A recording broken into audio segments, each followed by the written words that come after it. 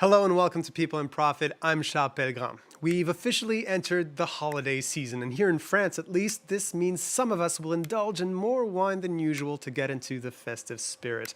So this is a perfect opportunity for us to focus this episode on the wine business, and specifically how artificial intelligence can be integrated at all levels of that supply chain, all the way from the vineyard to the wine store shelf. Well, here to guide us through that journey over the next 12 minutes or so is Felicity Carter. She is the founder of Drinks Insider and as such an expert on all the ins and outs of the wine business. Thank you so much for being with us. It's such a pleasure. So let's start at the tail end of the process with the consumer-facing part of the business. You recently did a talk about the promises of generative AI tools like ChatGPT or Claude for wine businesses, and the benefits there are similar to those AI can provide in other sectors. It's suddenly having an access to a supercomputer that can dig through reams and reams of data. You said that now small wine businesses can operate like big players. What do you mean by that? Well, they can. So most wineries are still functioning like farms, basically, where you produce it, you sell it, you get rid of it at the gate, and then you never think about it anymore. And what's happened in the last couple of decades is that wineries are now expected to function like multinational businesses, where they're supposed to sell their wines to multiple countries, they're supposed to come up with marketing, they're supposed to be able to talk to journalists and sommeliers and whatever, and very few have got the means to employ people to do that. So using some of these tools like ChatGPT or Claude or the new Gemini actually allows people to create marketing plans or to create plans for their export markets or find ways to talk to distributors in ways that they've never been able to before. So it can be quite powerful. Mm-hmm. And using AI, though, that needs to be done with a critical approach. There are human skills involved here. Tell us more. Well, the problem is that what AI does is it's a text prediction system. So here I'm talking about generative AI.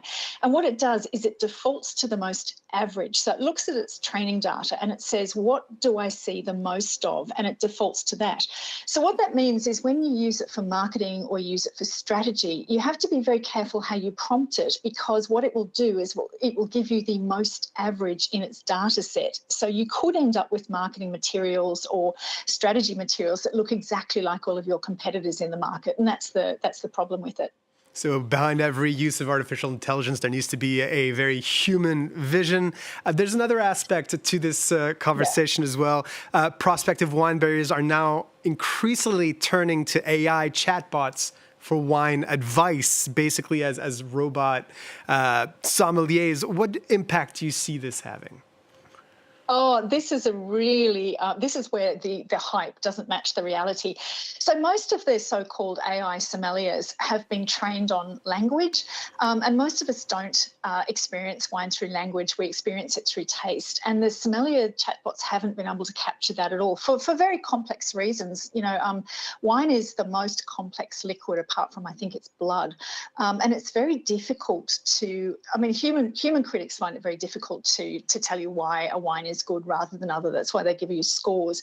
But an AI has very little access to all of the reasons why we buy and we taste wine. There are some companies in the United States that are trying to overcome this. One's called Tastery, which is run by chemists, and they're looking at wine as a whole liquid rather than sort of breaking it down into its constituent parts, which is what the AI sommeliers do.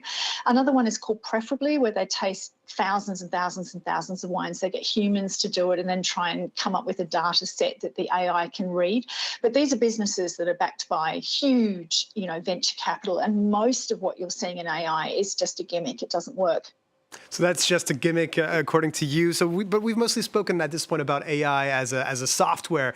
There are physical manifestations and applications as well. Autonomous robots powered with artificial intelligence that can help grow and maintain vineyards. One robot called Frasky is currently being trialed in Italy. It could prove to be one solution, for example, to chronic labor shortages in the industry. Brian Quinn has this report. In the rolling hills of northern Italy, a new type of vintner is rolling through the vineyards.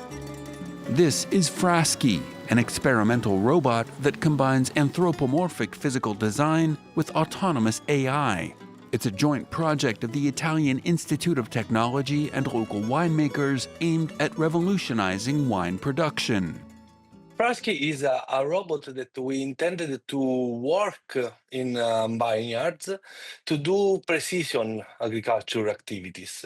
So the basic idea is that we can digitalize our vineyards and we can have the idea and the location of every grape that is located in the vineyards.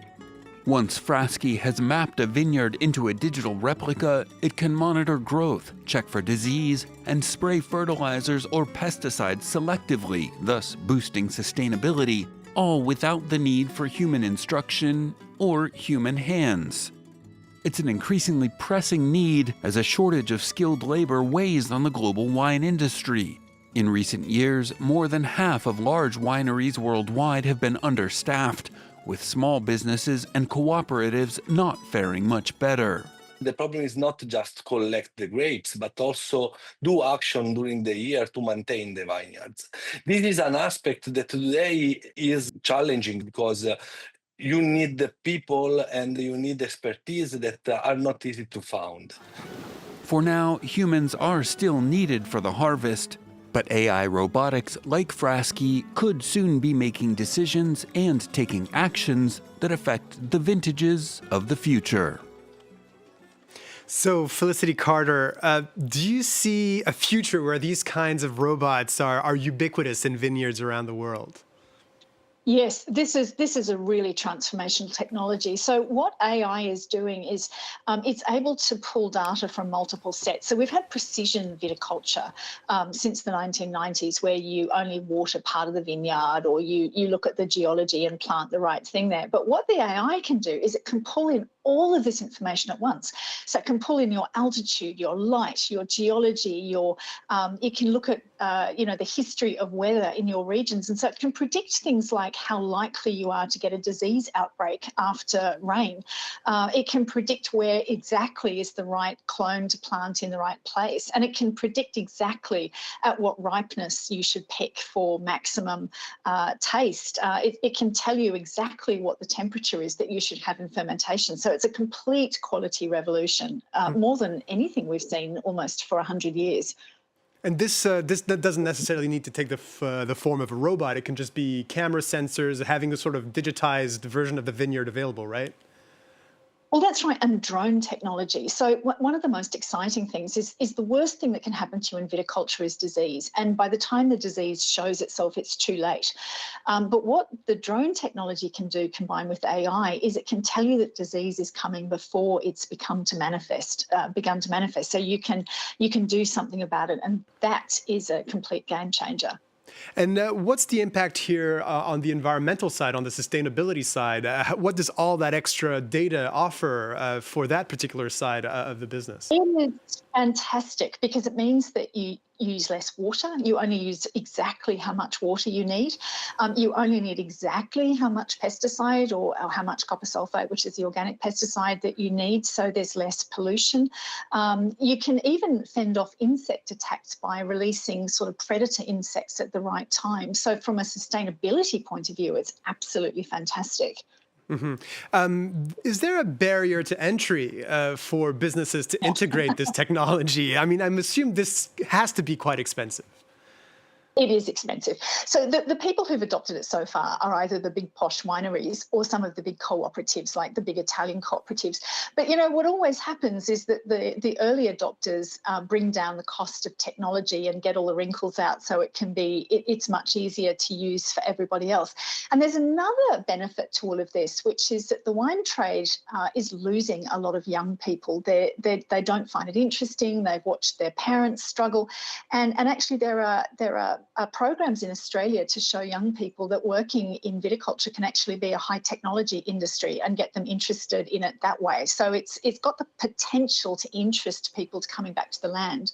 The narrative around wine right now is that we've reached peak wine consumption. That was the expression used by The Economist, actually, about the wine industry right now. People aren't drinking as much as wine as they used to, but they're focusing on higher quality products, apparently. So how do you see AI integration factoring in with this wider trend? Well, I don't know about that. This is a huge trend, and it's happened very, very quickly. We're actually seeing the sale of wine pretty much collapse, except at the fine wine investment grade end. Now, at that end, technology is really interesting because the problem with fine wine has always been that it's not been transparent. You didn't know where to get it from. You didn't know exactly how much you should pay for it. And what's happened with a lot of the AI integrations is they're allowing for price transparency and also availability transparency. And a lot of young people, particularly who've never been interested in fine wine, are really interested in it now because they've got all these apps that allow them to buy fractions of bottles, to trade with their friends, to organise with their friends when they're going to open it, to watch the value increase or decrease in real time. So at the higher end of the market, it's bringing a lot of new customers. At the other end of the market, not even AI can solve some of the consumption problems. It's not a very encouraging note for wine growers, especially in France, where a big part of producers aren't going for that fine wine market. Felicity Carter, you are the founder of Drinks Insider. Thank you so much for bringing all of your insights on this fascinating topic about AI integration in wine. It's been a pleasure. Thank you. Well, that's all for this week. Thank you for joining us. Please subscribe to People and Profit on the podcast platform of your choice. In the meantime, happy holidays, and as we say here, santé.